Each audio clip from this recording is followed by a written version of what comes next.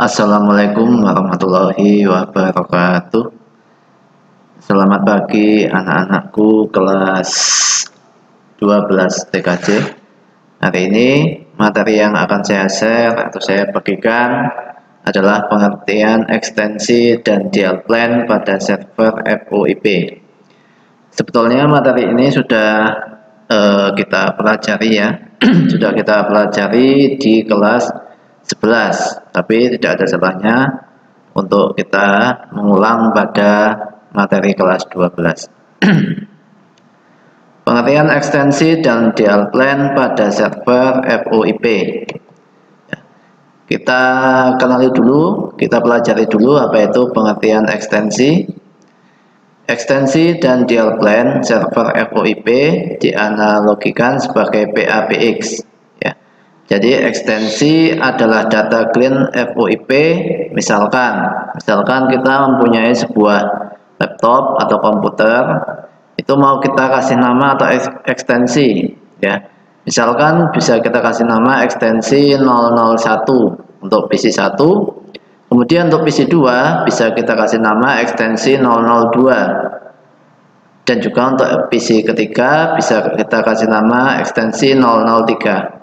Nah, ekstensi ini nanti yang akan digunakan untuk memudahkan kita dalam konfigurasi sebuah jaringan. Jadi bisa dikatakan ini adalah sebuah identitas, ya, identitas unik yang kita berikan kepada komputer atau PC yang akan kita gunakan. Selanjutnya, untuk setiap ekstensi dapat didefinisikan sebagai sekumpulan perintah. Perintah di sini adalah sintak program. Ya, kalau kita ingat dulu di kelas 10 itu ada mata pelajaran pemrograman dasar. Di situ kita juga sudah diajarkan bagaimana dan apa itu perintah atau sintak kode dalam sebuah program. Kemudian komponen yang membangun tahapan pemerintah ekstensi atau command line adalah sebagai berikut. Ya, satu extension yaitu label dari extension. Jadi nanti ekstensi ini sebagai identitas unik seperti yang sudah saya jelaskan di depan. Ya, kalau PC 1 ya 001, PC 2 002 ini memudahkan kita untuk istilahnya untuk membedakan ya perangkat yang satu dengan perangkat yang lain. Ini dapat berupa sebuah simbol string, angka, huruf, dan simbol yang diizinkan, atau pola yang harus dievaluasi secara dinamik untuk mencocokkan dengan banyak kemungkinan nomor telepon. Jadi di sini yang akan kita hubungkan itu adalah perangkat telepon. Setiap command line yang menjadi bagian dari extension tertentu harus mempunyai label yang sama. Ya, jadi label itu harus disamakan pada setiap extension. Namun untuk nama ini dibedakan, ya, karena nanti untuk transfer datanya ini mengacu pada nomor extension yang akan dituju. Jadi kalau nomor extensionnya beda, nanti pesan itu akan sampai pada tujuannya. Dan sebaliknya kalau ada nama yang sama, maka pesan itu tidak akan sampai ke tujuan karena di situ tidak jelas siapa penerimanya.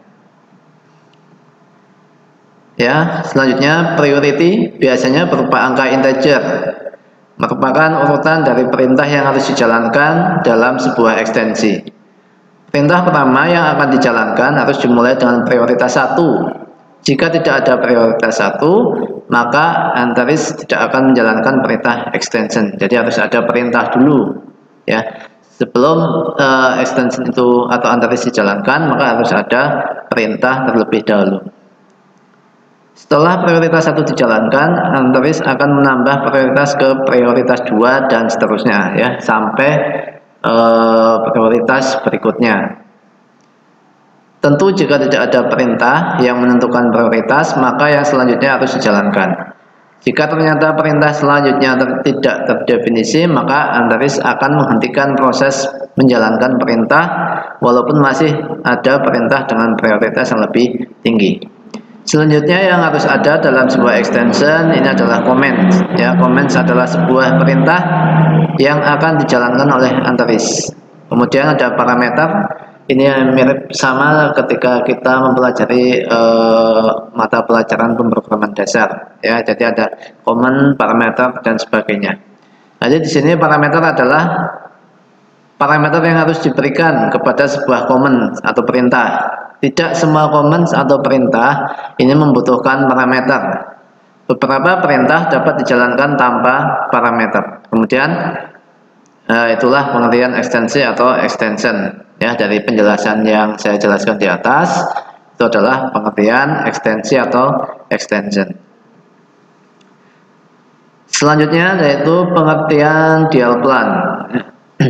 Dial plan ini berfungsi sebagai routing. Routing itu adalah jalan, ya.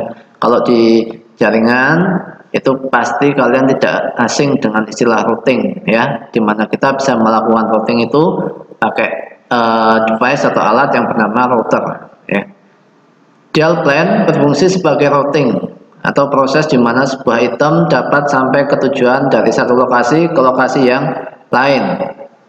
Panggilan antar ekstensi baik yang berada dalam satu IPPBX atau lokal maupun antar IPPBX atau biasa disebut dengan dial trunk, atau bisa kita katakan seperti dua segmen jaringan yang beda, ya. Tidak hanya lokal tapi juga segmen jaringan yang berbeda. Dalam server VoIP address, dial plan diprogram dalam suatu file yang bernama extension.conf, ya. Jadi ada extension atau akhiran .conf. Setiap ekstensi dalam address merupakan merujuk kepada user tertentu yang telah terdaftar di address tersebut, sehingga biasanya nomor ekstensi sama terhadap user ID, ya. Itu saja untuk materi tentang VoIP dan server suite. Untuk materi prakteknya nanti akan saya tambahkan lagi, ya.